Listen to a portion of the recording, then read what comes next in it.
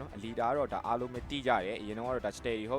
hope ရဲ့အရင်တော့ကတော့ဒါသူ့အနေနဲ့ဒါ Academy Genesis ကနေပြီးတော့ဒါတဖြည်းဖြည်းနဲ့လာခဲ့တဲ့ player တယောက်ပေါ့နော်အခုကတော့သူကတော့ AI Esport မှာ goal lane ဆိုတဲ့နေရာမှာသူကတော့ဝင်ပြီးတော့နော်မိန်လိုက်တဲ့ရောက်ပြီးတော့ goal lane ဆိုတဲ့နေရာမှာ तू ကဝင်ကစားမှာဆိုတော့ကြာလေအဲ့တော့သူ့အနေနဲ့ကလည်းဒီ AI Esport နဲ့ဘယ်လောက်ထိ तू ပုံမိုးတွေချိတ်ပြီးဘယ်လိုမျိုးတွေတွားနိုင်မှာလဲဘယ်လောက်ထိရော तू ကစော့နိုင်မှာလဲဆိုတာတော့ကျွန်တော်တို့ဒီနေ့မှာကြည့်ရတော့မှာဖြစ်ပါတယ်အဲ့တော့တကယ်ကိုကြမ်းတဲ့မဲ့ပွဲနေတပွဲလေးဖြစ်တယ်ပြီးတော့ direct invite နှစ်သင်းရှင်ပြိုင်ကြမဲ့ဒါတတိယမြောက်ပွဲစဉ်လေးကိုကျွန်တော်တို့ဒီ live stream လေးကိုပေါ့နော် like share လေးနဲ့ထပ်ပြီးတော့ကူညီပေးကြဖို့အတွက်အားလုံးကိုထပ်ပြီးတော့ဒါတောင်းဆိုလိုက်ပါတယ်ပြီးတော့ကျွန်တော်ရဲ့ဒီ stream တွေမှာကျွန်တော်တို့ဒီဘယ်လိုပြောမလဲကုတ်တီပါနော် surprise ချပေးအောင်မှာချရရှိရပေါ့နော်ဒီပွဲဆိုရင်ကျွန်တော်တို့ဒါဘယ်လိုပြောမလဲပို့ပြီးသူကြီးတွေပါပို့များမှာဆိုတော့ကျွန်တော်ဒီပွဲอ่ะเนาะချပေးဖို့များတယ်ပို့များတယ်ဗျကဲဆိုတော့အလီတာနေနဲ့လေဒီမတာရဆိုလို့ရှိရင်တို့ကဂိုးလိန်းဆော့ရတဲ့အချိန်တွေဆိုဂိုးလိန်းကကောကယ်ရီဆိုသူ့ပုံမှာသူတာဝန်နေများတာဝန်ကြီးကြီးကိုထမ်းဆောင်ရမှာကြီးကိုကြီးတယ်ဗျနော်ဟုတ်မျက်နှာတစ်ကျွန်တော်ပလေယာတယောက်ဒါအသင်းကြီး AI Esport လို့အသင်းကြီးမှာပါဝင်လာတဲ့အချိန်မှာသူ့အနေတာဝန်နေအကြီးကိုထမ်းဆောင်ရတဲ့အချိန်ဆို pressure တော့ရှိမှာပဲဗျရှိမှာပဲကဲဆိုတော့ကျွန်တော်တို့ draft pick လေးကိုကျွန်တော်တို့စပြီးကြည့်လိုက်ရအောင်ဗျနော်ဟေးအဲ့တော့ first pick ကတော့ဒီဘက်ကကျွန်တော်တို့ဒါ Genesis ဘက်ကရရှိထားပါတော့ပြီးတော့သူကဒီရှေ့တပွဲမှာလဲ finish တဲ့ပွဲမှာလဲရှုံးထားတော့ဒီပွဲမှာသူတို့လုံးဝကိုတိတိကျကျလေးဆော့ပြီးအမှတ်ယူမှရမယ်ဗျာနော်အဲ့တော့ AI အနေနဲ့ကလည်းဒါသူတို့ရဲ့ပထမအဆုံးပွဲဆိုတော့ဒီသူတို့ရဲ့ပထမအဆုံးပွဲမှာသူတို့ကလည်းဘယ်လိုမျိုးတွေပြန်လဲပြီးတော့ဆော့မှလဲဆိုတော့အရင်ရင်ခုန်ဖို့ကောင်းတယ်ပေါ့နော် first ban နဲ့မှာတော့ဒါဘယ်လိုပြောရမလဲမတာတဲ့အကောင်တွေဘန်အောင်နော် Valentina တို့ Framis တို့ဒါမှမဟုတ်အကိုင်းတို့ဘာလို့လဲဘန်သွားမလားကြည့်ရမယ်နော်ဘန်သွားပြီကိုင်းဘန်သွားပြီပြောရင်းဆိုရင်မရှိသေးရဲ့ပေါ့နော် Caster ကြီးကကျွန်တော်ဒါအမြင်တွေကတိလာပြီပေါ့နော်ဘာတော့ခုနဒီ finish နဲ့ sort တဲ့ပွဲမှာတော့ကလည်း Genesis ရဲ့ဒါ first ban အကိုင်းပဲဖြစ်ခဲ့တာဆိုတော့ကြွားလေဟုတ်တယ်ပြီးတော့ဒါ Ace ကလည်းအကိုင်းကိုဒါကိုင်းနိုင်တော်တော်လေးတွေ့ခဲ့ရတယ်ဆိုတော့အကိုင်းတော့ ban ထားပြီပေါ့နော်အဲ့တော့ဒီပွဲမှာကျွန်တော် AI အနေနဲ့ဘာတွေပြန်ပိတ်มาလဲရှေ့ကဒါရှိခဲ့တဲ့ sort ခဲ့တဲ့ပွဲတွေတိုင်းကတို့ပဲဒီ Framis Valentina Paquito 11အဲ့ထဲကပဲရွေးချယ်ပြီးတော့ဒါ ban သွားမလားပေါ့နော်တစ်ချက်ကြည့်ရမယ်ဟုတ်တယ်ဗျနော် Meta တွေကကောင်းနေပဲ ban သွားတယ်ပဲဒီ Valentina တို့ဘာလို့တော့မပေးဘူးเนาะဟုတ်ဆိုမနေ့ကဟိုပေးလိုက်တဲ့တပွဲမှာလည်းအရန်အုပ်ပြီးဖြစ်သွားခဲ့တော့ကြပြီเนาะအားလီဂိမ်းမှာကလေးက तू ပုတ် damage ပေးနိုင်နေတော့ဒါ तू ကအမြဲတမ်းဖြန်းလို့ရနေမှာပေါ့เนาะဆိုတော့အဲ့ဒီအချိန်ကြီးတော့ဘလို့ဖြစ်ဒီ mid ကနေပြီး free wave ကိုအရင်ရှင်းတယ်ဟိုဘက် tower တွေကိုထည့်ပြီးတဲ့အချိန်မှာဒီ side lane တွေကိုတွားပြီးကန်တော့သူ့စီက damage output ကလည်းပါနေတဲ့အချိန်ဒီမှာဆိုတော့Valentinaတော်တော်လေး OP ဖြစ်တော့ban တော့ ban ထားသေးရဲ့ဗျဟုတ်ပြီအဲ့တော့အဲ့ချိန်မှာတစ်ဖက်က Genesis အနေနဲ့တော့ဒါပါဘယ် hero တွေပြန်ပြီးရွေးချယ်မလဲဒီ Framis တို့ဘာတို့မြန်သူတို့ရွေးအောင်မလား Diki တို့ Diki အော် Framis Diki နော်ကျွန်တော်ကြော်ကြည့်ရင်တော့မှနည်းနည်းလွဲနေလိုက်ပါဒါရဲ့ဒီကောင်တွေကတော်တော်လေးခစ်ထနေရဆိုတော့လीအဲ့တော့ဒါပြောရမယ်ဆိုဟိုဘက်ကလည်း1-1နေပါဖမ်းအောင်မလားပေါ့မတာရဲ့တကောင်ဆိုလို့ရှိရင်တော့ဒါလေးပဲဖြစ်သွားဖို့တော့များတော့များဒါပေမဲ့ဒါမှမဟုတ်လေ hero နည်းနည်းလေး straight ချင်လားမသိဘူး AI အနေနဲ့ straight ချင်လားတော့မသိဘူးဒါပေမဲ့ best of 1เนาะ best of 1ဆိုတဲ့အတွက်ကြောင့်သူတို့မှရှိနေတဲ့နော်ကစားကွက်တွေအကုန်လုံးတိတိကျကျလေးဆော့မှရမယ်ဒါ SC40 ပြောလို့ပဲเนาะလုံးဝလည်းမှားလို့မရဘူးနော်နည်းနည်းလေးမှားရတယ်တရုံးရိုက်သွားလို့ရှိရင်တပွဲပဲဆိုတပွဲပြီးသွားမယ်ဆိုတော့1-1ပဲထပ်ပြီးတော့ပဲရှိလိုက်ပါတယ်ကျွန်တော်တို့ meta ရဲ့အကောင့်တွေဖြစ်နေတဲ့အတွက်ကြောင့်မို့တော့ဒီအကောင့်တွေပဲ ban မှာပေါ့နော်အဲ့ဆိုရင် jungle တွေဘာတွေအရင်ထုတ်ချင်လားဘဲမွန်း jungle တို့ဘာလို့ပေါ့နော်ဂိုးလိန်းတွေအရင်ထုတ်ပါဂိုးလိန်းတွေပဲအရင်ထုတ်ပါဘဲမွန်းတို့ကတော့လွတ်နေတော့မယ်ဂိုးလိန်းမှာဆိုလဲ cloud လွတ်သေးတယ်cloud လွတ်သေးတယ်ဟုတ်တယ်သူတို့ first pick က Lilia Fasa အများကြီးလွတ်နေသေးတယ်အော် Julian ပဲJulian ယူသွားတယ်ပေါ့အဲ့တော့ဒီဘက်မှာတော့ဒါ Melissa တို့ cloud တို့ပဲပြန်ထုတ်မလားဒါမှမဟုတ် offlane ရွေးမလား jungle ရွေးမလား jungle နဲ့ goal နဲ့ကိုပဲတခါတည်းပဲယူမလား Asma တို့ပါလို့လည်းရှိနေသေးတယ်ဆိုတော့ offlane နေလည်းအများကြီးထုတ်လို့ရနေသေးတယ်ဆိုတော့ကြာလीအဲ့တော့ AI Esport အနေနဲ့တော့ဒါနှစ်ကောင်ပြန်ပြီးပြရရမယ်ဆိုရဲအနေထားမှာပေါ့နော်သူတို့ဘယ် hero တွေထပ်ပြီးတော့ရွေးချယ်မလဲချက်ကြည့်ရမယ်ဗျJulian အနေနဲ့တော့ဒါသူ့အနေနဲ့ 6.5 second ပေါ့နော်နောက်ပိုင်း late game ကြလို့ရှိရင်သူ့ရဲ့ spare 3ဘက်လုံးရဲ့ဒါ cool down rotation ရဆိုတော့သူ့အနေနဲ့ chain stand နေရတော့အဆင်ပြေနိုင်တယ်ဒါပေမဲ့ early game မှာတော့7 second နဲ့10 second လောက်ထိဖြစ်သွားတယ်။ကဲကျွန်တော်ပြောရမယ် Belmont နဲ့ကျွန်တော် Grok နဲ့တကယ်ကိုအားကောင်းတယ်ဆိုရင် hero နှစ်ကောင်ကိုပဲသူတို့ထုတ်တာရယ်ဒါကတော့ဒီ meta အရာမှာလုံးဝ armor fighter တွေပေါ့နော်ပြောချင်တာအရန်ကြီးဟိုမာနေတဲ့အကောင်တွေလည်းမဟုတ်ဘူးဟိုလှုပ်လို့ရွာလို့လည်းကောင်းတယ် damage လည်းထုတ်ပေးနိုင်တဲ့ hero တွေကိုပို့ပြီးတော့ဦးစားပေးလာတာများတယ်ပေါ့နော်အဲအကြောင်းမလို့ဒီ Fedrin တို့ဘာတို့ကလည်းဒီချိန်မှာပြန်ပြီးတော့ meta ဘောင်နေထဲမှာဝင်လာတာပေါ့နော်အဲ့တော့ဒီပွဲမှာတော့ AI အနေနဲ့တော့ Bamon Jungle ပဲဆိုတော့ Grot ကတော့ mid ပဲဖြစ်ဖို့များမယ်ထင်တယ်နော် side lane လေးဖြစ်သွားနိုင်တယ်ဘာမဆိုတော့ဖြစ်သွားနိုင်တယ်အဲ့တော့ Atlas နဲ့ Cloud နဲ့ဟိုဘက်ကလည်းကွန်ဘူပြန်ယူတာဗျပြန်ယူတာ Atlas ရဲ့ Fidelity နဲ့မှာပါလာရင်တော့တပြုံလိုက်ဆွဲလိုက်ပါလာခဲ့ရင်တော့ Blessing Way နဲ့ကွက်တီပဲအဲ့တစ်ချက်တွေတော့ရှိရေကိုကိုတွေကကျွန်တော်ဂိုးလင်းကတော့ကျွန်တော်တို့မလီဆာဝဲပို့ပြီးတော့အားပေးတယ်ဟောကြတယ်မလီဆာကလိန်ထင်းရတာအဆင်ပြေသူ့ရဲ့အယုတ်ချပြီးတော့လေအဲ့တော့ဒါပေမဲ့သူတို့ဂိုးလင်းကိုအရင်ယူမှာလားဒါမှမဟုတ် Silent ရဲ့ Asma လည်းလွတ်သေးရဲ့ဆိုတော့ Asma ပဲအရင်ယူမှာလား Asma နော်ဒါကဒီ hero ကလက်ရှိမှာကဒီ off day မှာဆိုလဲကျွန်တော်ကြည့်မယ်ဆိုရင်ယူရမယ့် hero တွေကများများဆဆမရှိတော့ Unis တို့ဘာလို့ဆိုတာလဲရန်အားကောင်းနေရဆိုတဲ့အနေအထားမျိုးတော့မရှိဘူးဆိုတော့ကျွန်တော်တို့ Asma Radar ယူပြီးတော့ပဲ Dynros တို့ဘာလို့ပဲပြန်ပြီးတော့ပိတ်မယ်ထင်နေဗျာနော်အဲ့တော့ဒီဘက်ကတော့ဒီ Genesis အနေနဲ့ကတော့ဒါ experience lane မထွက်သေးဘူးဆိုတော့ဟိုဘက်က experience lane အရင်လိုက်တယ်ပြီးမှတို့ offlane တွေပိတ်မယ်ထင်တယ်offlane မှာ factory တို့ဘာလို့ပိတ်လို့ရသေးရပေါ့နော် Okay Dynros ပဲပိတ်တယ်အဲ့ဆိုဟိုဘက်ကတော့ Melissa တို့ဘာလို့ပိတ်လို့ရတယ်ပိုပိုကူပါတို့ဘာလို့ပိတ်လို့ရတယ် Everything တို့ဘာလို့ Everything တို့ဘာလို့လည်းပိတ်လို့ရသေးတယ်ဒါပေမဲ့အဲ့အချိန်မှာပေါ့နော်ကျွန်တော် AI အနေနဲ့ရုတ်တရက်ကြီးကျွန်တော်ဂိုးလင်းကို mass man မထုတ်ဖဲနဲ့တခြား hero တွေထွက်လာမယ်ဆိုရင်ရောကျွန်တော်တို့ Harry တို့ဘာလို့ Harry တို့ဘာလို့လည်းကောင်းတယ်မြင်လို့ရသေးရပဲဒါပေမဲ့ Alita ဆော့မှာဆိုတော့လေနည်းလေးတော့စိတ်ဝင်စားဖို့ကောင်းတယ် Lunox လည်းဖြစ်လာနိုင်တယ်ပြီးတော့ဒီ meta မှာဟိုဖြစ်နေတဲ့သူ့ရဲ့ဒီ meta တော့အောက်နေရဆိုပေမဲ့သူ့ရဲ့ signature တကောင်ဖြစ်တဲ့ဒီ beat တို့ဘာလို့လည်းပြန်ပြီးတော့ထုတ်လို့တော့ရသေးရပေါ့နော် damage သူအောက်ပို့ကောင်းကောင်းတော့ပေးနိုင်မယ်ဆိုရင်ပေါ့နော်Yift နဲ့ Irritator တော့ပန်းသွားတယ် Yift နဲ့ Irritator ဒီကလည်း mid နဲ့ကျွန်တော်တို့ဒီ mass man မထွက်သေးဘူးဆိုတော့ဒါသူတို့နှစ်ကောင်လုံးတော့ပြန်ပိတ်လိုက်တယ်သူတို့ပို့ပြီးတော့ကြောက်တဲ့ mass man ကိုပဲသူတို့ပိတ်လိုက်တယ်ပေါ့နော် Melissa တို့ဘာလို့တော့ရတယ်ငါတို့ဖြည့်ရှင်းနိုင်မယ်ငါတို့ဘက်မှာလည်းဒီ Fandalin နဲ့ Ancient Chain တွေတက်မှာပါတယ်ဆိုတော့ကြာလေ Irritator ကိုငါတို့ပို့ပြီးကြောက်တယ်ပြီးတော့ဟိုဘက်က manipulation AoE ကိုငါတို့မဖြတ်နိုင်ဘူးမဖြတ်ချင်ဘူးပေါ့နော်အဲကြောင့် Yift နဲ့ Irritator နဲ့ပြန်ပြီးတော့ Genesis အနေနဲ့ပိတ်ထားတဲ့အဲ့ချိန်မှာဒီဘက်ကလည်း Fasa ပေါ့နော်လုံးဝ combo တွေပေါ့နော် combo တွေကြည့်ရတာ Julian ကို jungle ဆိုပြီးလုံးဝတွက်ထားလိုက်တယ်ပဲထင်တယ် AI အနေနဲ့အဲကြောင့်မလို့ဒါ Fasa Mish ကိုထပ်ပြီးတော့ပိတ်ထားရပါတော့ပြီးတော့ kick အနေနဲ့ကလည်းဒီဘက်မှာသူအနေနဲ့ဘယ်လိုမျိုး hero ရွေးချယ်ပြီးဆော့မှာလဲ Lydia တို့ဘာလို့ဂျန်နေလဲဟုတ်တယ် Lydia လွတ်နေသေးရဲ့ဆို Lydia လည်းဖြစ်လာနိုင်တယ်ဆိုတော့ Kakura လည်းလွတ်နေသေးတယ် Kakura လည်းလွတ်နေသေးရဲ့ဗျာ Damage တွေကောင်းကောင်းပေးနိုင်သေးရဲ့ဆိုတော့ mid မှာဒါဒီ mid ကလည်းဒီ meta ရဆိုလို့ရှိရင်တော်တော်လေးအလုံးလုံးရတယ်ထဲမှာပါတယ်ဗျ early game မှာဆိုလို့ရှိရင်ပေါ့နော်ဆိုတော့ဒါဘာကောင်ထုတ်နေကျွန်တော်တို့ Lydia တို့ Kakura တို့ဟုတ်တယ် Lydia ဘာလို့လဲသူ့မှာ black shoe လည်းရှိရဟိုဘက်က Fandalin နဲ့ Ancient Chain တွေဘာညာတွေဝင်လာရင် black shoe လေးနဲ့လည်းပြန်ပြီးတော့ save လို့ရတယ်ဆိုတော့ဒါကတော့အကောင်းဆုံးပဲဗျာနော်မှန်မယ်ဆိုတော့ Lydia တို့ထုတ်သွားပြီဗျဆိုတော့ဒီဘက်က mid နဲ့ mid ထွက်လာအောင်မလားပေါ့နော် mid ထွက် mid ရေကျွန်တော်တို့ပြီးသွားလို့ရှိရင် off lane ရေ off lane မှာဆိုရင် Factory တော့လွတ်နေတယ် Factory ဟုတ်တယ် Uranus ပဲထွက်လာမှာလားဟုတ်တယ် Kakura Factory အဲ့လိုမျိုးပဲထွက်လာမလားနော်အဲ့မျိုးဆော့ရင်လည်းရတယ်Factory အနေနဲ့ကဒါအချိန်ကြာလာလို့ရှိရင်သူက armor တွေတော်တော်ကြီးကိုမှာ Valia ခလီလုံးဝအမားပျောက်ဆုံးနေရဲ့နော်ကျွန်တော်ခလီတို့ဘာလို့ပြန်တွေ့ရလဲ Valia ကျတော့အခုလက်ရှိဒီ update ဒီကျွန်တော် game buff ပေးထားတာ buff နည်းနည်း buff တွေပေးထားတဲ့ hero တကောင်လို့ပြောလို့ရတယ်ခလီကတော့အခုမှပြန်ပြီးတော့မြင်တွေ့လာတာဒါပေမဲ့ဒီ pick ကိုကြည့်မယ်ဆိုရင်ခလီကတော်တော်ကောင်းတယ်ဘာလို့သူ့ရဲ့ gun နဲ့ sandstone တွေ tornado damage တွေတွေကလုံးဝဟိုဘယ်လိုပြောမလဲကွန်ဘူကြရပြီးတော့မာလဲမာပေါ့နော်အဓိကတော့သူ့ရဲ့ gun ရှိနေလို့မလို့သူကမာပြီးတော့ကွန်ဘူပေါင်းလို့ရတယ်နော်ရတယ်ဟိုဘက်က Beatrice Nav ထားပေမဲ့ကျွန်တော် confident page တခု confident ပဲဟုတ်တယ် leader အနေနဲ့ဒါသူ့ရဲ့ဒီ debut ပွဲလေးပြောရမယ်ဒါပွဲဥထွက်ပေါ့နော်ဒီပွဲဥထွက်မှာသူ့ရဲ့ဒါ signature hero ဖြစ်တဲ့ဒါ Beatrice နဲ့ပဲဒါသူကတော့ထွက်လာခဲ့ရပဲဖြစ်သွားပြီပေါ့နော်ကျွန်တော်ရှေ့ရအောင်ပြောနေရုံပဲရှိသေးတယ်ပေါ့နော်ဟုတ်တယ်အဲ့တော့သူ့နဲ့ Melissa တွေဘာမရွေးဘူးနော်သူ့ရဲ့အကောင်းဆုံး hero တကောင်ဖြစ်တဲ့ Beatrice နဲ့ပဲဒီပွဲမှာထွက်လာမှာဆိုတော့ကဲ AI Esport နဲ့ Genesis Esport ရဲ့ဒီပွဲလေးကဘယ်သူကအမြန်အနိုင်ရရှိသွားမလဲဆိုတော့ကျွန်တော်တို့ဆက်လက်ပြီးတော့ပဲ in game မှာကြည့်လိုက်ရအောင်ဗျာ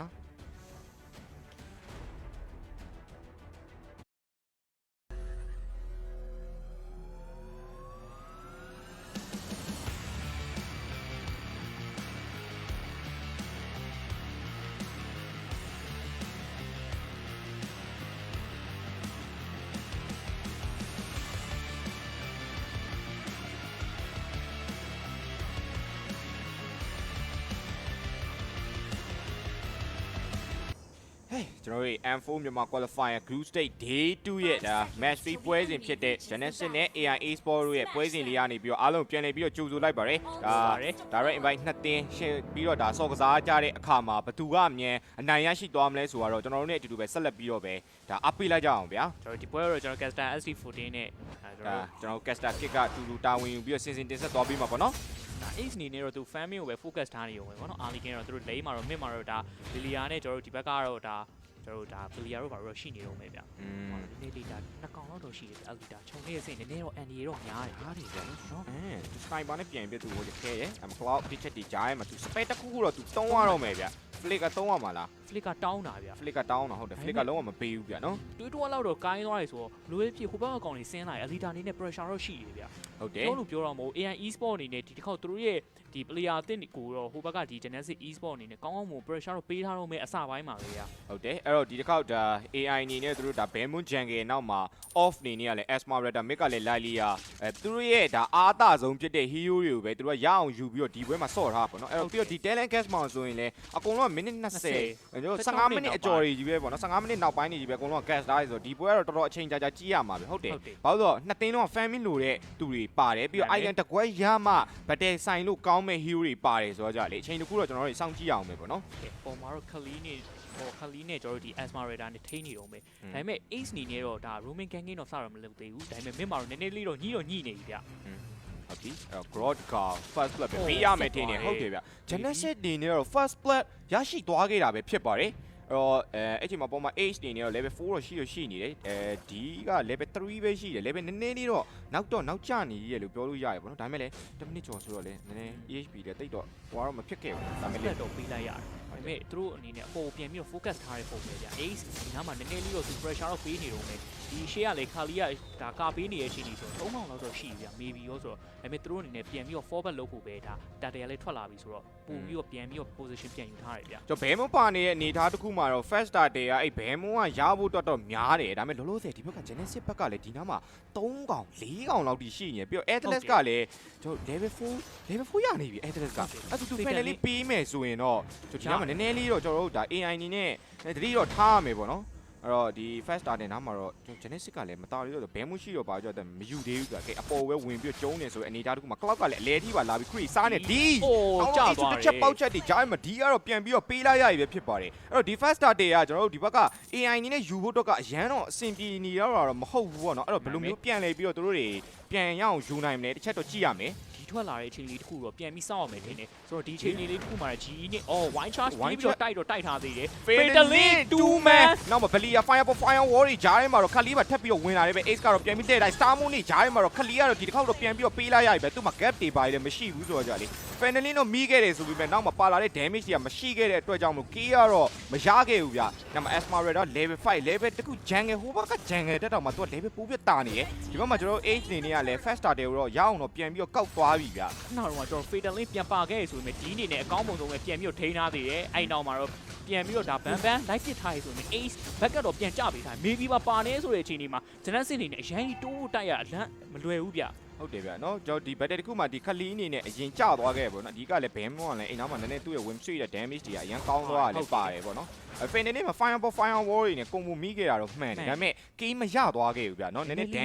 damage လေးလိုအပ်ချက်ရှိသွားခဲ့တယ်ပေါ့နော်ဒီရဲ့ response ကောင်းတယ်လေပြောရမှာချက်ချင်းပြန်ထွက်လာပြီးတော့ဒီ backline တွေကိုပြေးပြီးထိန်းပေးထားတဲ့အပိုင်းတွေပေါ့ဒါပေမဲ့ Alita အနေနဲ့ဒီချိန်မှာ pressure တော့9000လောက်ကြီးတော့ရှိမှာမဟုတ်သူ့ရဲ့ machine gun တွေကျွန်တော်တို့ rocket ဒါပြန်ပြောင်းပြီးတော့ထိန်းလို့ရသေးတယ်ကျွန်တော်ပြောရင်မှာ flying maybe တော့ဒါ chain တွေပါတော့ပေးထားအောင်မယ် wall ပြန်ပိတ်ထားရဆိုပေမဲ့နောက်မှနည်းနည်းလေး battle တော့ဖြစ်ချင်သေးရဲ့ဗျထဲလေးဒီမှာထွက်ပြီးပြန်လာခဲ့တာပေါ့နော်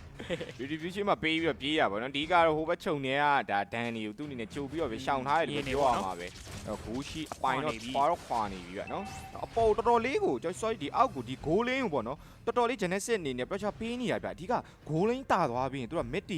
လိုမျိုးအပေါ်တွေပါသွားပြီးအတူတူလိုက်ပြီးတော့ဗတ်တယ်ဆိုင်နေတာဗလီယာကြီးရှိနေတယ်ဆိုရင်အနေထားတစ်ခုမှာ Jungle ကလည်းဒီ Julian ဆိုတော့ကျွန်တော်လူကသူတို့ရဲ့ mid ကလည်း Atlas ဆိုတော့ကွန်ဘောတော်တော်ပေါင်းလို့ကောင်းနေရဗျတိလားကဲပေါ်မှာတော့ပြန်ပြီးတော့တွေးတော့ပြန်ဖြစ်နေဦးခုနကတော့ကျွန်တော် Ace ရဲ့ဒါလီးသေးကောင်းတာတစ်ချက်ပေးတာအပေါ်ကကျွန်တော်တော်တော်လေးတွေးကိုင်းသွားတယ်ဗျပန်တာအနေနဲ့ကဲဆိုတော့ G ကိုတသိန်းလုံးရောက်ရှိလာပြီဆိုတော့ DK နေနဲ့ဒါဗဒေကို open နိုင်မှာလား open နိုင်မှာလေကြည့်အောင်ပဲ Star Moon နဲ့ပြန် Flicker နဲ့တော့ Anti Chain Pendant combo ကြားထဲမှာဒီသွားပြန်ပြီတော့အဲ့ H2 နဲ့တင်နှစ်ခါရှိနေပြီဗျအောက်မှာကျွန်တော်ချက်ချင်းပဲကျွန်တော်ဒီအောက်ကပြန်ပြီး gun ဖို့လောက်တာ Sofu Blazing Wave Creep ကိုချက်ချင်းတော့ရှင်းတော့မယ် Kit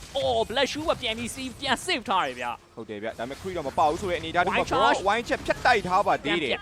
3កောင်လောက်ထိတော့ဒါဝင်ပြီးတော့ပေါ့နော်2កောင်လောက်တော့ဝင်ပြီးတော့ spare ရောပေးထားတယ်ဒါပေမဲ့အောက်က fast tower ကိုတော့ AI နဲ့မရဘူးအဲ့ချိန်မှာ Genesis အနေနဲ့အပေါ် fast tower ကိုတော့ပြန်ပြီးတော့ရသွားပြီဗျအဲ့တော့ဒီနောက်ထပ် starter ကိုလည်းပဲထပ်ပြီးတော့ရနိုင်ဦးမလားဆိုတော့ထပ်ပြီးတော့ကြည့်ရပါဦးမယ် AI 3កောင်တော့ရှိတယ်တစ်ခါက DK သူ့မှာ Fantasy ကတော့ DJ မှာရှိမနေခဲ့ဘူးဆိုတော့ဒီ starter ကိုတော့ပြန်ပြီးခွင့်ပြုပေးရမယ်ထင်ရဗျ အဲ့တော့ဟုတ်တယ်အဲ့တော့ ဟုတ်တယ် ace ပဲ ACC ပဲယူသွားတယ်ပေါ့နော်ဒါပေမဲ့သူတို့အနေနဲ့ဒီ tower တိုင်းတော့ရလိုက်တာတော့မစိုးဘူးဆိုတော့ AI e-sport အနေနဲ့အောက်က lane ကိုပဲ pressure ပေးနိုင်မှာ 2v1 ဆိုတဲ့အနေထားပန်တာအနေနဲ့တော်တော်လေးတော့သူတို့ကိုင်းနေကြဒါပေမဲ့ပြန်ပြီးတော့မေးတော့ fly ဒီတော့ဒါချက်ချင်းတော့မာတော့မာပြီးတော့မဲကင်းနေနဲ့နောက်က back damage တွေပေးရနောက်မှာမရတော့ဘူး strike တွေအောက်မှာပဲ fly pressure ထပ်ပြီးတော့ကေးရသွားတယ်ဗျ ဒီအနေနဲ့ဒါရှေ့ကတူးအနေနဲ့နှစ်ခေါက်လောက်ထိသူတည်ထားတော့ကြတော့လေဒီဖက်တဲမှာသူ့အနေနဲ့အရန်မမာနိုင်ခဲ့ဘူးဖြစ်သွားခဲ့ရဗျမဟုတ်ဘူးဒါဆိုရင်သူ့အနေနဲ့ KD ဘာတွေပြန်ရနိုင်ကြီးရှိနိုင်သေးတယ်ပေါ့နော်အဲ့တော့လက်ရှိပွဲချိန်6မိနစ်မှာတော့ HOK က 4-2 ဖြစ်နေခဲ့ပြီးတော့ Network Different ကတော့ဂျိုင်းမှာတော့တိတ်မကွာသေးဘူးဗျ ဟုတ်တယ်နည်းနည်းလေးပဲကွာမယ်ပေါ့နော်ဆိုတော့ဒါပေမဲ့ကျွန်တော်အောက်မှာကင်းနေနေခုနကအခြေအနေမှာ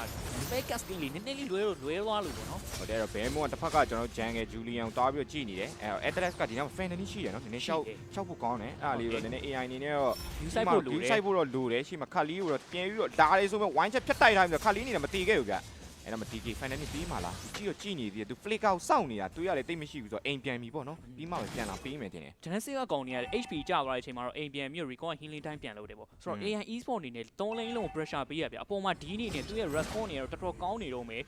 kick နဲ့ဒါကျွန်တော်တို့ဒီ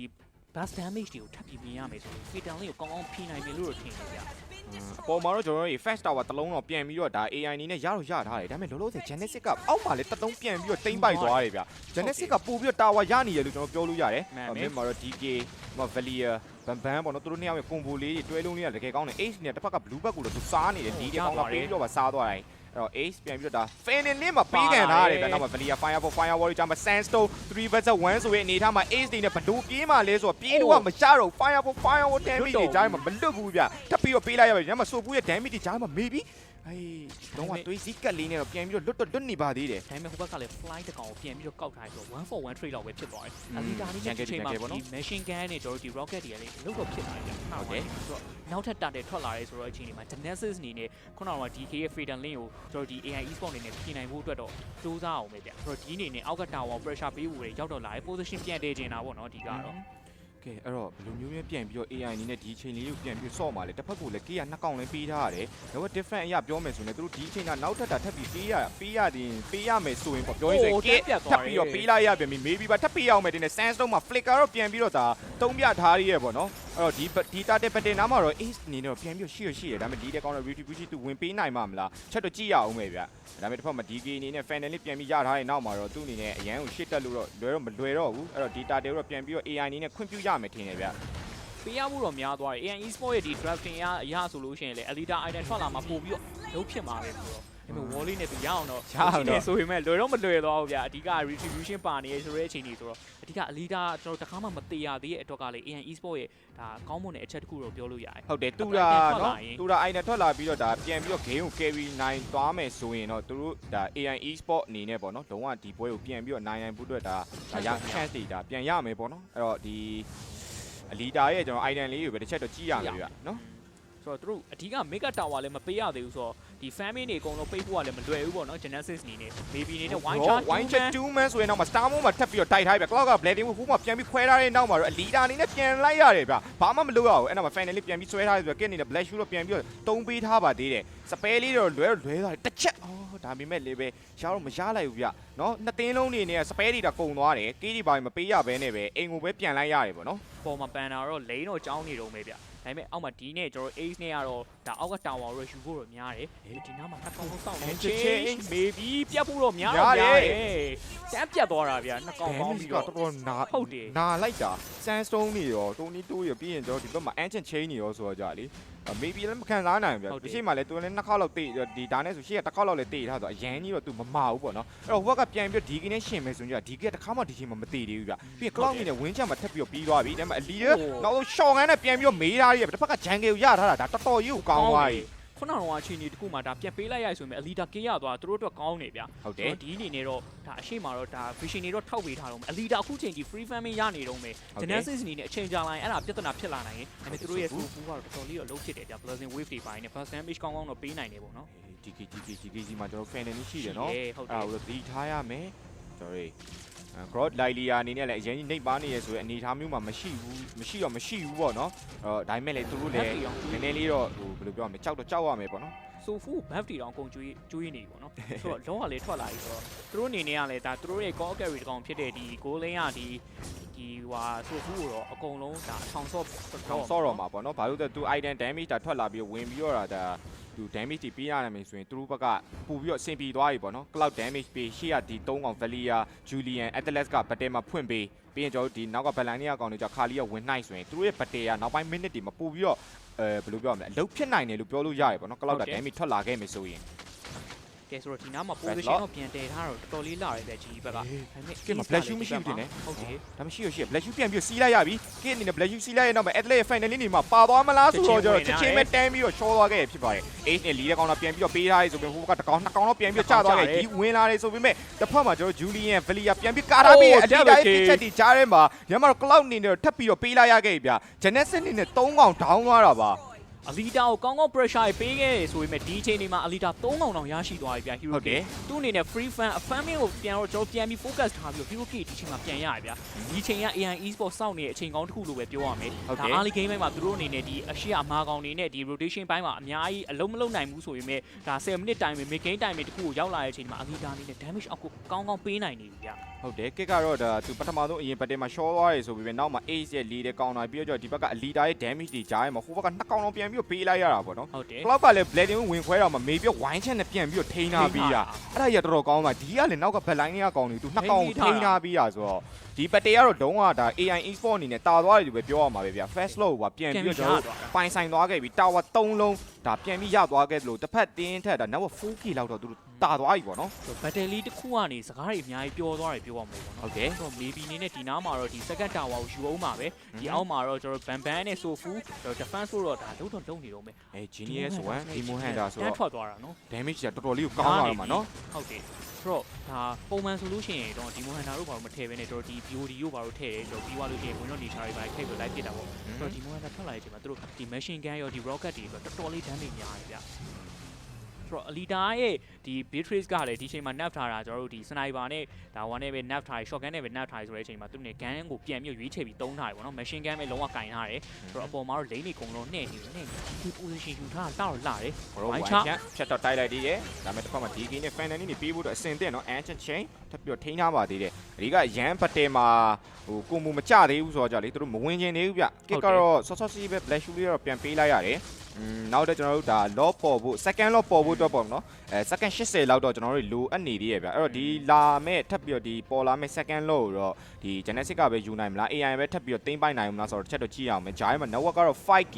ကွာနေရပေါ့နော် tower ကတော့6လုံးနှလုံးဗျ AI ကတော့ lock တစ်ချိန်ပြန်ရသွားတော့ tower လေးတွေတို့ကပြန်ပြီးရတယ်အမှဒီတိုင်ရှားနေပြီတွေ့သွားပြီ တွေ့သွားပြီအော်ဒီတကောင်နဲ့အပြစ်ခံနေရပြီ၄ကောင် sprint 3လို့ပြေးတော့ပြေးတယ် ဒီပြီးတော့ပြေးနေစာမိုးပြန်ပြီးတော့တိုင်းနေနောက်မှာ maybe shadow mask သုံးပြီးတော့ဗာပြေးပြီးတော့လာကယ်ထားတယ်ဗျအဲ့မှာတော့ FN နဲ့ပေးလိုက်ဆိုပြီးတော့ပြန်ပြီးတော့ပေးလိုက်ဆန်းစုံပြန်ပြီးတော့ပေးထားပါသေးတယ်ကြီး blading ဝင်ခွဲတဲ့ဝင်းချက်နဲ့အိုးသွေးတယ်တော်တော်ကြီးကိုနဲသွားဒါပေမဲ့ damage ထပ်ပြီးတော့လိုအပ်နေပါသေးတယ် AI နေတဲ့တကောင်မှတော့မကြသေးဘူးဆိုရင်တော့မှပြန်ပြီးတဲ့ damage တွေပေးတာခက်လေးပြန်ရှော့သွားခဲ့ရပြီအဲ့တော့မှ cloud ပေါ်တက်ရှော့သွားခဲ့ရပြီဒီအနေနဲ့ဒီ battle မှာတော့တော်တော်လေးကိုမာပေးနိုင်ခဲ့တယ်လို့ကျွန်တော်ပြောရမယ်ဗျအဲ့မှာတစ်ဖက်က Genesis အနေနဲ့နှစ်ကောင်ပဲကြံတော့တယ်တရုံးကိုတန်းပြီးတော့ချိုးဖို့တော့ဟိုဘက်ကလာနေပြီပေါ့နော်ဒါပေမဲ့ DK ပြန်ပြီးတော့ထွက်လာအောင်မယ်ဗျအဲ့တော့ဒီနှစ်ကောင် Genesis အနေနဲ့ဘယ်လိုမျိုးတစ်ဖက်နိုင်မလဲ flying ban wave ကလည်းပါလာတယ် ကြိုးစားနေတယ် fire wall တွေထပ်ပြီးတော့ပေးလိုက်တယ်ဒါပေမဲ့တစ်ဖက်ကဒီတဲ့ကောင်တော့ပြန်ပြီးထုတ်ထားပေးပါသေးတယ် DK ပြန်ရောက်လာရင်တော့ fan နေတော့မရှိဘူးဆိုပေမဲ့ physical တွေကြားမှာ DK ကတော့ပြန်ပြီးတော့ပေးလိုက်ရပြီဗျ fly ပြန်ပြီးပြေးနေရဆိုပြီး leader ကြီးကြားမှာတချုံတော့ကန်ခဲထားရဆိုမရှောက်တော့ wide channel ကောင်းလိုက်တဲ့ Alita ပေးလိုက်ရပြီပဲဖြစ်ပါတယ်နောက်မှ leader ပေးတဲ့ damage တွေကလည်းတောက်ချောက်ပတင်မှာကွက်တီတွေဖြစ်နေရောကြလေ နည်းနည်းလေးဒီကိုသွားပြီးအိမ်လိုက်တဲ့နောက်မှာ AI Esports ရဲ့ backup damage အုပ်လိုက်ကြီးကြလာတဲ့ Genesis အနေနဲ့တော်တော်တိုင်ပတ်သွားတာဗျဆိုတော့ Alita အနေနဲ့6កောင်ထိပါကေးတွေရရှိသွားတယ်ဆိုတော့ကျွန်တော်တို့7 minute game timing အောက်မှာကျွန်တော်တို့ဒီ AI Esports ရဲ့သူတို့ရဲ့ဒီ drafting အလုပ်ကိစ္စတွေကတော့ဒီအချိန်မှာပို့ပြီးတော့ပေါ်လွင်လာပြီဗျဆိုတော့နောက်ထပ်ထွက်လာမဲ့ law over ယူဖို့ ready ရောဖြစ်နေတယ်ဒီမှာတော့ flying တော့ထွက်တော့မလာသေးဘူး retribution ပေါက်ဖို့တော့ဒါကြံကြေတော့မရှိနေဘူးဗျအဲ့ချက်ပဲကျွန်တော်ဘယ်လိုမျိုးလုံးပါလဲကျွန်တော်ခလီခြုံနေဝင်တော့မှားမယ်နော် slow တွေဂျားထဲမှာ slow တွေဂျားထဲမှာသူရ2တုံး3လုံး4တုံးဆန်းဆုံးမှာပေးလိုက်ရတယ်ဗျာ ပေါ်သွားတယ် အိုးတန်းကျော်သွားတယ် goal line အလီဒါအနေနဲ့ဒီပွဲမှာဒီ game ကိုတောက်ချောက်ပြန်ပြီးတော့ carry ပေးနေတယ်လို့ပြောလို့ရတယ်ဗျာ9ကောင်ထိပါရရှိသွားခဲ့ပြီအဲ့တော့ကျွန်တော်နောက်ထပ် lot second lot ပါထပ်ပြီးတော့ယူနေပြီဒီပြန်ပြီးတော့ရောက်လာ star mo ဒိုက်ထားပြီးရဲ့ဂျားထဲမှာတော့ဘန်ဘန်နေနဲ့ပြန်ပြီးတော့ပြေးရပြန်မပြေးလို့လည်းမရဘူးဒါပေမဲ့ cloud ပြန်ပြီးပြစ်ထားတယ်ဆိုမှဒီနေ့တော့ဘာမှတော့မဖြစ်သေးဘူးတစ်ဖက်မှာလည်းအလီဒါနောက်မှာပြန်ပြီးရှိနေ final လေးပေးရဆိုအဲ့ final လေးဘာမှအလုံးမဖြစ်ဘူးဗျဒီကောင် DK ကိုတော့ထပ်ပြီးတော့သူ့အနေနဲ့အဆုံးသက်ပေးထားတယ်တစ်ဖက်မှာ HD နေကလည်း lot ပါထပ်ပြီးတော့ကျွန်တော်ရရှိသွားခဲ့ဗျ oh my god တို့ဒီ ace ကတကောင်နဲ့လုံးနေချိန်မှာကျန်တဲ့၄ကောင်ကျန်တဲ့အလုပ်တွေအကုန်လုံးလုပ်သွားတာ လုံးနေတာ အလီတာရဲ့ damage output ကတကယ်ကို genesis အတွက်နိုင်မဲဖြစ်နေဆိုတော့ဒါသူ့အတွက်ဆိုလို့ရှိရင် anti curious တို့တခြားသောဒီ defensive item တွေတော့အများကြီးလိုနေဗျာဆိုတော့ star moon ကလည်းကျွန်တော်လုံးဝ right time ပဲ ban စီပဲရောက်နေတဲ့အချိန်ဒီမှာလုံးဝ firewall တွေကဘာမှမထွက်တော့တူတော့ဖြစ်နေရဗျာ မေဂါနှစ်လိန်းတော့ချွတ်သွားပြီဒါပေမဲ့အဲ့ချွတ်သွားတဲ့လိန်းမှာပဲကျွန်တော်တော့ထပ်ပြီးတော့တက်လာမှာဆိုတော့ကကြတော့လေဟုတ်ပြီအဲ့တော့အဲ့ second တော့ဒီတစ်ခေါက်ကတော့ဒါ tower တွေဘာတွေပြစ်ရိုက်တဲ့တော့ဆိုတော့ကြလေပို့ပြီးတော့ဒါသူက HP လည်းများတယ်ဆိုတော့ပို့ပြီးတော့ Genesis နေနဲ့ပို့ defend ရမယ်ဘယ်လိုမျိုး defend မလဲထပ်ပြီးတော့ချိရမယ်နောက်မှာ sniper ချက်ပြထားရဲဘာလို့တော့မဟုတ်ဘူးပေါ့နော်ဒီတိုင်းပဲ short gun လားဟုတ်တယ် short gun တော့ချိန်ထားရဲသူအပိုင်းကြီးပြစ်ဖို့တော့ကြည့်နေတယ်ဒီကတစ်ဖက်မှာ panel နဲ့ပေးဖို့တော့ချောင်းနေတယ် second လို့တော့ Genesis နေနဲ့အကောင်းဆုံးတော့ပြန်ပြီးတော့ defend ထားနိုင်ပါသေးတယ်ဒါပေမဲ့တစ်ဖက်မှာသူတို့အနေနဲ့ mega 3 lane တော့ပြန်ပြီးတော့ပေးထားရတယ်ပေါ့နော်mega 3 lane ပေးထားတဲ့အနေထားမှာဘယ်လိုမျိုးပြန်ပြီးတော့ defend ပြအောင်မလဲဆိုတော့ဆက်ပြီးတော့ကြည့်အောင်မယ် DK flicker fandalin ready ဖြစ်နေရဆိုတဲ့အနေထားတစ်ခုမှာသူတကူတော့လုတ်ပြချင်နေပြီ kit တက်ချုံလေးတော့ခဲရပါသေးတယ် Samsung တွေဂျားမှာတန်းတော့ပြတ်သွားခဲ့ရပြီအဲ့နောက်မှာ B maybe နေနောက်မှာ ace နဲ့လုံးဝ lead တဲ့ကောင်တာကိုမိုးတော့ပြန်ပြီးပြ fandalin မှာပြန်ပါသွားတာကြီးဆိုးရဗျ blazing wave ကလည်းရှိနေတော့ဘာမှတော့လုံးမရဘူးနှစ်ကောင်လုံးမှာတက်ပြီးတော့ပေးအောင်မယ်ဒီနေ့ဟုတ်တယ် maybe ace တက်ပြီးတော့ပေးလိုက်ရပြီဖြစ်ပါတယ်ကိုမိုးတွေတော့မိခဲ့တယ်ဆိုပေမဲ့တစ်ဖက်မှာ Genesis ဘက်ကပြန်ပြီးတော့ပေးလာတဲ့ spare တွေဂျားထဲမှာ AI နေနဲ့တော့ပြန်ပြီးတော့မခံနိုင်တော့ဗျဒီ leader တော့ကြံနေရဆိုပြီး leader မှာ importer တော့ရှိတယ် anti ဒီတော့ Starmon တော့ပြန်ပြီးတော့သူပြတော့ပြနေပါသေးတယ်အဲ့တော့အပိုင်းတော့ပြန်ပြီးပြက်နေရဆိုပြီး leader တော့ importer ကြောက်သွားတယ်3 battle ဝင်တော့ anti chain မှာတက်ပါသွားပြန်ပြီး leader ပြန်ပြီးတော့ပေးလိုက်ရပြီဗျအဲ့တော့မှဒီကိုတော့သူတို့ထပ်ပြီးတော့ရတော့မှာတော့မဟုတ်ဘူးဘာကြောင့်လဲဆိုတော့သူ့မှာလည်းနည်းနည်း mana တွေပါရှိသေးတယ်ဆိုတော့ဒါပေမဲ့လိုက်ဦးမှာလိုက်မှာဒါပေမဲ့ cyclone နေပြီးတော့ပြေးသွားပြီဆိုဖူးနေနေတော့အောက်ကဒါ free wave တွေကိုရှင်းမယ်အကောင်းဆုံးဆို defend သွားတယ် Genesis ရဲ့ကျွန်တော်ဒါတော်တော်လေးကိုကောင်းတဲ့ response တစ်ခုကိုမြင်ရတာဗျဟုတ်တယ်ချင်းမဲ့ကျွန်တော် fatal lane ထဲမှာပါလာတယ်တကယ် HP ကြီးကျသွားတဲ့အချိန်ဒီမှာ Genesis ရဲ့ကျွန်တော် damage output တွေကျွန်တော် chain တွေပါလာတော့အကုန်ပြတ်ကုန်တာခုနကတော့ကျွန်တော်ဒီ ban ကျွန်တော်ဒီ ဆိုဖူးနဲ့ကျွန်တော်ဒီ Alita နဲ့ရှင်ပြတဲ့အချိန်မှာ Alita ရင်ကျသွားတာဗျဒါ Cloud ရဲ့ကျွန်တော်ဒီ Golden Set Demo Hunter တွေကတော်တော်လေးတော့နားတယ်ဒါပေမဲ့ Alita အနေနဲ့ကလည်းဒါသူ့အနေနဲ့ဒီခုနကတော့ win chat ဒါပြန်ပြီးတော့ဆက်ထားသေးတယ်ပေါ့နော်ဆိုတော့ AI e-sport အနေနဲ့ခုနကလိုမျိုးအရန်ကြီးကျွံသွားရလဲပါတယ် maybe အနေနဲ့ wine shot ပြေးလိုက်တာဟို crystal throne နားလေးရောက်သွားတဲ့အပိုင်းတွေရောပေါ့ဆိုတော့ချက်ချင်းပဲ DK ကြီးပြီး dive မှာလား black ကြီးကပေးလိုက်ရပြန်ပြီ kick ကတော့ဒီနားမှာပဲပြန်ပြီးတော့ပေးလိုက်ရပြီပဲ cloud ပြစ်ချက်တွေကလည်းပတဲမှာတော်တော်နားနေပါပြီခုနက maybe နဲ့ကျွန်တော်တို့ age နဲ့ combo တော့မိခဲ့တယ်ဒါနဲ့နည်းနည်းလေးတော့လိုအပ်ချက်ရှိသွားခဲ့တယ်ထပ်ပြီး fan နေပေးပြန်ပြီဒီပါလာပြန်ပြီအဲ့တော့တက်ပြီး blazing wave တွေ edge chain combo တွေကြားထဲမှာဒီတက်ပြီးတော့ down သွားပြန်ပြီဗျ maybe wine ချက်ဖြတ်တိုက်လို့ဆိုဘာမှမဖြစ်ခဲ့ဘူး Valia fire wall တွေကြားထဲမှာတော့ထပ်ပြီးတော့ပဲကျွန်တော် AI အနေနဲ့တော့ထပ်ပြီးနောက်ဆုံးရပြန်ပါပြီအဲ့တော့ဒီတစ်ချိန်ထပ်ပြီးတော့ပေါ်လာမဲ့တက်လော့ကိုတော့ဘက်က Genesis ဘက်ကပြန်ပြီးတော့တိမ့်ပိုက်ဖို့အတွက်ကယာကိုင်တုံးပို့ပြီးတော့များနေတယ်လို့ပြောလို့ရတယ်ဗျအဲ့တော့မှ Ace ကိုတော့တစ်ဖက်က DK နေနဲ့တော့ဒါနည်းနည်းလေးပေါ့နော်ဝါကတော့သူလောက်ထားတယ်ဒါပေမဲ့ Ace ကတော့သူ့မှာ retribution လေးတဲ့ကောင်းတာအစင်သင်းတော့ရှိနေတယ်တော့တော့သူ important နဲ့တော့ပြန်ပြီးတော့သူခိုးလို့ရပါ၄កောင်လောက်တောင်ရှိနေတာဆိုတော့လွဲပါမလားလွဲတော့နော်ဒီနားမှာလည်းသူတယောက်တည်းရှိနေချိန်ဆိုတော့သူ့အနေနဲ့လုံးဝတော့ပေးလိုက်ရဆိုတော့ Genesis အနေနဲ့တကယ်ကောင်းမွန်တဲ့ response တစ်ခုကိုလုပ်ခဲ့တယ်ပဲပြောရမယ်ဗျသူအသေးအနေနဲ့နေနေတယ်ဒါလုံးဝတော့ဒီပွဲကြီးကတကယ်ကြီးကိုကြည့်လို့ကောင်းတဲ့ပွဲချက်ချင်းပဲ Ace ဒီနားမှာ Panda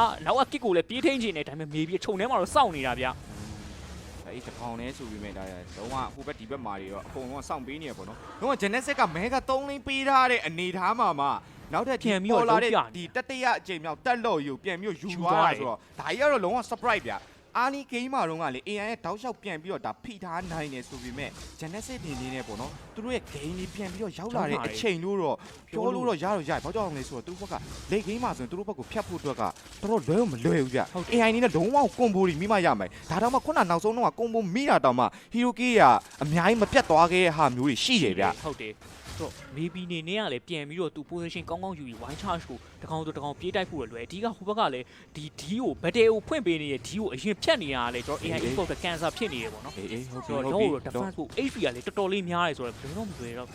mega lane နေတော့နော်သူတို့ဘက်မှာ mega လုံးနေတော့ကြံနေတယ်အဲ့ mega လုံးနေကြံနေတာအဲ့ဒါအရန်အားတာတယ်တစ်ချက်ပဲပေါ့နော်3 lane လုံးကြံနေရအပေါ်မှာဆိုရင်လည်းဒါ second လုံးနေကြံနေတာဖြစ်တဲ့အတွက်ကြောင့်မလို့ပေါ့နော်သူတို့ရဲ့ဒီနောက်ဆုံး drone ကြီးကိုတော့လာပြီး enemy ပေးလို့ကတော့မရဘူးပေါ့နော်အဲ့တခုတော့ရှိတယ်ဒါပေမဲ့တစ်ဖက်ကိုပြန်ပြီးကြည့်မယ်ဆိုတော့ Genesis ကကြတော့အချိန်မရွေးသူတို့ပြန်ပြီးတော့ဒါဘယ်လိုမျိုးပြောနိုင်သွားနိုင်တယ်လို့ရှုံသွားနိုင်တယ်သူတို့ဘက်မှာ mega lane နေမရှိဘူးဆိုတော့ကြာလေဒီကပြီးတော့ဝင်လာပြီဒါပေမဲ့တစ်ဖက်မှာ maybe စီမှာကျွန်တော် importer လို့ရှိတယ်ဒါပေမဲ့လေ mega lane နေတော့တလိန်ချင်းနေတော့ပေးနေရပြီဗျဒီကလည်း cree wave ကလည်း cree ကလည်းကြီးဖြစ်နေဆိုတဲ့အချိန်ကြီးဆိုတော့ ဒီနားမှာဝင်လာမလားဆိုတော့အလီတာရဲ့ position ကတော့တော်တော်လေးတော့ကောင်းတယ်လုံးဝ right time ပဲ DK အနေနဲ့ချောင်းနေရဗျာ flicker fatal link ကျွန်တော် ace ကို ace ကလည်းကျွန်တော် immortal ပါနေဆိုတော့လွယ်မှာတော့မဟုတ်ဘူးဗျာသူတို့အနေနဲ့ဆိုတော့ immortal 3កောင်လောက်ထိပါနေတယ်ဆိုဖူး တော်တော်လေးတော့သွေးတော့ကိုင်းပြေးသွားတာဗျာဒီအနေနဲ့ကလုံးဝ ဆိုဖူးကို focus ပဲထားပေးရပေါ့နော်ကဲဒါပေမဲ့ဆိုဖူးမှာ importer ဒီဘက်မှာကျွန်တော်တို့ဒီ panel ခက်လီမှာလည်း importer တွေကတော့လုံးဝအသီးသီးရှိနေကြပြီလို့ပြောလို့ရတယ်ဒါပေမဲ့တစ်ဖက်မှာအလီတာအနေနဲ့တော့အခုချိန်မှာ importer တော့ရှိမနေခဲ့ဘူးပေါ့နော်အဲ့ kick ကတော့ importer ထည့်ထားတယ် maybe လည်း importer ထည့်ထားတယ် h လည်းဒီบက်မှာ importer ရှိထားတယ် importer 3កောင်ပေါ့နော်အဲ့တော့ကြည့်ရမယ်ဒီဘက်မှာလည်း importer 3កောင်ဗျဟုတ်တယ် importer တော့3កောင်စီပဲကျွန်တော်ရှိနေတယ်ဆိုတော့ကြာလေလောထွက်လာဖို့ကလေစက္ကန့်40လောက်ပဲကြံတော့တယ်ဆိုတော့ဒီဒီချိန်မှာဂျနတ်စစ်အနေနဲ့ hero key တွေပေးဖို့တော့ဒါပေးမပေးရဖို့အတွက်တော့ view ဆိုင်ရမယ်ပဲပေးရမယ်ဆိုလို့ရှိရင်တို့နေ defense ဖို့အတွက်က crystal throw မဲ့ကြံတော့တယ်ဆိုတော့ AI esport ဘက်မှာကျွန်တော်ဒီ mega 2 lane ကြံသေးရဆိုတော့ဒါနည်းနည်းလေးတော့တို့ဒါ view တော့ဆိုင်ရမယ်ဗျာ battle မှာအကြရှုံးများလို့ရှိရင်ဂျနတ်စစ်အတွက်တော်တော်တိုင်ပတ်သွားနိုင်တယ်ပေါ့နော်ဆိုဖူဘန်ဘန် DKဘလောက်ထိထပ်ပြီးတော့လုပ်ပြနိုင်အောင်မလဲသူတို့ရဲ့ဒီ combo တွေပေါ့နော် Valia Firewall တွေကြားမှာ Atlas Fender Nicolai Blazing with combo တွေနောက်မှာ Flying Ancient Chain combo တွေအဲ့ combo တွေကိုဘယ်လိုမျိုးမြန်တွဲပြနိုင်မှာလဲဆိုတော့ထပ်ပြီးတော့ကျွန်တော်ကြည့်ရမယ် Hyuki က15កောင်ပွဲချိန်27မိနစ်မှာ15កောင်တူနေတယ် network difference ကလည်းဂျားမှာတိတ်ကွာတာမျိုးတော့မရှိဘူး 4K ပဲဒီချိန်မှာတော့ 4K ဘာမှပြောလို့မရဘူး Flicker wine check နောက်မှာ Lilia Story ဂျားမှာ Elita ဒါပေမဲ့ gap ပြန်ပြီးတော့ဖြည့်ထားပါသေးတယ်အဲ့ gap ကြတော်ဆိုးသွားတယ် Sandstone နောက်မှာ DK ပြန်ပြီးတော့ဝင်လာတဲ့အနေအထားတစ်ခုမှာတော့ kick ကတော့ပြန်ပြီးတော့ပြေးမှာမကြောက် Flicker Fender နဲ့ဂျားထဲမှာ Firewall နဲ့တူပဲနှစ်ကောင်တော့ importer တော့ပြုတ်သွားခဲ့ရပြီဖြစ်ပါတယ် Ancient Chain combo တွေဂျားထဲမှာ importer ပြုတ်ပြန်ထမှာလဲဘယ်တော့မှ defend လို့မရတော့ဗျာဒါပေမဲ့နောက်မှာ backline ထဲမှာဒီနေတယ်ပြန်ပြီးတော့ဖြည့်ရှင်းပြနေရဆိုမဲ့အရင်အင်းစင်ပြီးနေတာမျိုးတော့မဟုတ်ခဲ့ဘူးဗျအဲ့တော့နှစ်ကောင် AI Esport အနေနဲ့တော့ပြန်ပြီးတော့ပဲပေးလိုက်ရပြီပဲဖြစ်ပါတယ်ဒီကခါလေးကိုသွားပြီးတော့မေးတာဒီအချိန်ဒီမှာခက်သွားဖြည့်တာတော်တော်လေး time wasting လုပ်ပြီးတော့ AI Esport ဘက်ကိုဒါနှစ်ကောင်လောက်ထိပါကျစေတဲ့အချိန်ကြီးထိဖြစ်သွားတာဗျဆိုတော့ Genesis အနေနဲ့ချက်ချင်းဆိုပဲလော့ကိုပဲကျွန်တော် focus ထားမယ်ကျွန်တော်ဒီမှာပြန်ယူဖို့တော့က Ace ကော D ရော Elita ရော ready ဆိုတဲ့ position တွေထားကျွန်တော် D ကတော့အပေါ်မှာကျွန်တော်ဒီ lane ကိုပဲ pressure ပေးနေ Cree Wave ကလည်းလုံးဝပါနေတယ်အော်ပါလာတယ်တမိသွားပြန်ပြီဗျာ importer မှာတန်းချတော့မယ်တင်ဒါပေမဲ့ तू ပြေးနေနေတယ်ဗျာဒါပေမဲ့ပြေးလို့မရတော့ပါဘူးနောက်ဆုံးပြန်ပေါ်လာပြီမဲ့တချုံတော့ပြန်ခဲထားပြီဆိုရင်မရတော့ဘူးဗျဘလုံးမှပြေးလို့နောက်မှ3កောင်ပေးတဲ့ damage ဆိုတော့ ace ပါထပ်ပြီးတော့ပေးလိုက်ရတဲ့နောက်မှာဒီဘက်မှာ Elita ဒီနှစ်ကောင်နေနဲ့ဒီပွဲကိုဘယ်လိုမျိုးပြန်ပြီးတော့ကယ်ပြီးမှလဲကျွန်တော်ကြည့်ရမယ်ဗျတော့ cloud နေနဲ့လည်းနောက်ထပ်ကျွန်တော်ထပ်ပေါ်လာတဲ့၄ချိန်မြောက်လို့ပါသူထပ်ပြီးတော့ unit ဆိုတဲ့အနေအထားမှာဒီတော့ပါထပ်ပြီးတော့ရသွားမယ်ဆိုရင်တော့ AI အနေနဲ့ defend တော့ပို့ပြီးတော့ခက်ခဲလာတော့မှာဗျဟုတ်တယ်ဆိုတော့ဒါပေမဲ့ဒီချိန်တွေမှာတော့ AI Esport နေကျင်းတဲ့ကောင်တွေအကုန်လုံးကတော့ဒါသူတို့ရဲ့ jungle farming ကိုပဲပြန်ပြီး focus ထားဖို့ ace နေနဲ့ခုနကတော့ဒါ immortal ဝယ်ပြီးတော့ဒီတချုံဝယ်ပြီးတော့အချင်းကိုရရင်ရတယ်လို့မျိုးဆွဲပေးထားသေးတယ်သူတေမာမှန်းသိပဲဆိုရင်မဲ့ item changes ကိုချက်ချင်းလုပ်ပြီးတော့ဒါအချိန်တိုင်းတာတစ်ခုဆွဲပေးထားတယ်ပေါ့ဒါပေမဲ့လည်းကျွန်တော် law ကတော့ပါလာပြီ Genesis အနေနဲ့ဒီချိန်မှာတော့ဒါသူ့အနေနဲ့ဒီအမ်ဖို့အတွက်ပဲကြိုးစားမှာဗျာဆိုဖူးစီကလည်း damage output တွေအများကြီးပဲဒါပေမဲ့ AIC မှာကင်းနေနဲ့နည်းနည်းလေး position ကျွန်းနေလားလို့တခါလေကျရင်သူပါသွားတယ်ပေါ့နော် fatal lane ထဲမှာဆိုတော့အဲ့ချိန်တွေမှာ तू ကလည်း black shoe တွေပါရှိနေသေးရဲ့ဆိုရင်ခုနကတော့တစ်ချိန်မှာတော့ပြန်မ save လိုက်နိုင်ဘူးပေါ့နော်ကဲဆိုတော့ဒီတော့ချုံနေအကုန်လိုက်စစ်နေရဗျာ DK အနေနဲ့၄ချိန်မြောက်လို့ရအားလုံးထဲမှာ HP အများဆုံးနဲ့ဒီတာဝါတွေကိုပြစ်ရိုက်တယ်ဆိုရဲအနေထားမှာနာမည်ကြီးနေတဲ့တော့ကြီးအဲ့လို့ကို Genesis ကပိုင်ဆိုင်ထားတော့ဒီတစ်ခေါက်ဒါ AI နေနဲ့တော်တော်လေးကို defend ရမှာဗျာဘယ်လိုမျိုး defend ပြမယ်ကြည့်သူတို့ဘက်မှာ importer လည်းမရှိတော့ဘူးအဲ့တော့တခါတည်းပဲတန်းပြီးပြရမယ်ဆိုရဲ importer မရှိအဲ့တော်တော်လေးကိုကျွန်တော်တို့ဒါရင်လေးဖို့ကောင်းတယ်အဲ့ဒါမှာဒီဘက်က flicker Phantom လင်းကြီးတော့ဝင်လာတော့မှဒီကြီးကိုကြီးနေသေးတယ်အဲ့ဒါမှာကျွန်တော်လော်ရက်ပြေးလာတယ်ဆိုရင်အကောင်းဆုံးပဲ AI နဲ့ defend ထားပါတယ် Phantom လေးပေးထားတဲ့ကြမှာဒီကိုသူတို့ကအရင်ဆုံး importer ဖြုတ်ချင်တာဗျာ entertain တွေပါတော့လွဲနေပါသေးတယ် mega 3 lane ပိုင်းတော့ပိုင်ဆိုင်ထားတယ်ဒါပေမဲ့ leader grow 3 man combo တွေကြားထဲမှာဆန်းဆုံးတော့ဟိုဘက်ကပြန်ပြီးပြ club blazing with combo ကလည်းတော်တော်လေးကိုနာတယ် grow အရင်ဆုံး down သွားခဲ့ရပြီဖြစ်ပါတယ်ဒီနေတဲ့နောက်က backline နဲ့အကောင်တွေပြေးပြီးတော့သူနိုင်နေသေးရဲ့ဆိုရင်ဟိုကောင်တွေကပြန်ပြီးပေါင်းပြီးတော့ damage တွေပြန်ပေးထားတဲ့အနေထားမှာတော့ဒီနေနဲ့ importer ပြုတ်သွားခဲ့ရပြီပြန်ထားမှာ Valia Firewall တွေနဲ့အတူပဲ slow jet တွေကြားထဲမှာ cloud ပြစ်ချက်တွေကြားထဲမှာဘလို့မခံစားနိုင်ဘူးဗျအဲ့ဒါမှာ AI 3အောင်တော့ကြံနေရဲ့ဘလို့မျိုးဆက်ပြီးတော့သူတို့ defend နိုင်မှာလဲ Cree wave တွေထပ်ပြီးတော့တက်လာတယ် ace ကအကောင်းဆုံးပဲရှိမှခံထားပြီးတဲ့ anti chain combo တွေကြားထဲမှာတက်ပြီးတော့တေဆုံးသွားခဲ့ရပြီဖြစ်ပါတယ်ကလီရဲ့ damage တွေကြားထဲမှာထပ်ပြီးတော့ပဲနောက်ဆုံး throw ရတဲ့တော်တော်ကြီးကိုကိုင်းနေပြီဟိုမှာ data နဲ့ဘတော့မှ defend လို့မကြတော့ဘူးနောက်ဆုံး9កောင်လုံးတေဆုံးသွားရင်းနဲ့ပဲ Genesis vs AI Esport မှာတော့ Genesis နေနဲ့တော့အနိုင်ရရှိသွားခဲ့တာပဲဖြစ်ပါတယ်တကယ်ကြီးကိုကောင်းတဲ့ပွဲတစ်ခုဖြစ်ခဲ့တာဗျာဒါ AI အနေနဲ့ mid game မှာပြန်ပြီး response တွေကောင်းနေဆိုရင်ပဲ Genesis Esport ရဲ့ comeback တစ်ခုကိုတော့ကျွန်တော်ဒီနေ့ပွဲစဉ်မှာတော့ဒါတွေ့ခဲ့ရပြီပဲဖြစ်ပါတယ် Genesis အနေနဲ့ရှေ့ကပွဲမှာရှုံးထားရဆိုရင်ပဲဒါ AI Esport နဲ့တွေ့ခဲ့တဲ့ပွဲမှာ